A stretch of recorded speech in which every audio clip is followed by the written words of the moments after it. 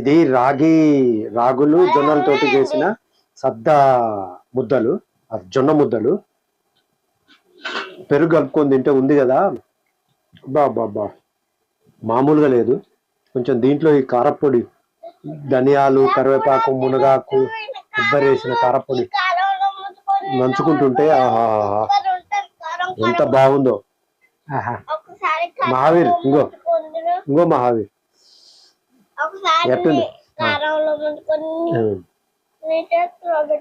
బా మామూలుగా లేదు. కింద పెట్టి చేతిలో కట్టుకోదాది, అది కింద పెట్టి చేతిలో. ఆహాహా ఎంత రుచిందో ఇది పెరుగులో కలుపుకొని తింటే ఈ జొన్న ముద్దలు. ఇది పెద్ద వీడియోలో పెట్టాము, చూడండి ఇంట్రెస్ట్ ఉంటే డీటెయిల్గా.